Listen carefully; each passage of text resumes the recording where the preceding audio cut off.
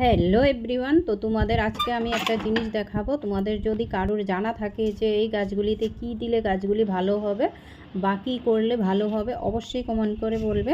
তো এই গাছগুলিতে দেখো কী রকম পোকা হয়ে গিয়েছে, পুরো গাছটাতে পোকা হয়ে গিয়েছে। এমন যে পাতাগুলি বা ফুলগুলি তা না, পুরো গাছটাতেই হয়ে যাচ্ছে। আমি অনেক রকমের ওষুধ দিয়েছি, একদমই ভালো হচ্ছে না। তো তোমাদের যদি কারোর জানা থাকে অবশ্যই বলবে। দেখো ফুলগুলি দিয়েও পুজো দিতে পারছি না, যাও দু একটা ফুল ফুটছে, ফুলগুলিও এই পোকা খেয়ে নিচ্ছে। আর এই দেখো বেলি ফুল গাছটা লাগিয়েছিলাম, একটা ফুলও ফুটেনি, গাছটা পুরো এমনিই রয়েছে, কেন জানি ফুল ফুটছে না জানি না। তো গাছটা ভাবছি কেটে দেবো। আর এখানে আমি আমার ছাদে দুটো মরিচ গাছ নিজে নিজে উঠেছিল, ওইখান থেকে পাকা মরিচ নিয়ে এখানে দুটো চারা দিয়েছি, গাছও উঠেছে। এই দেখো ছোট ছোট গাছ।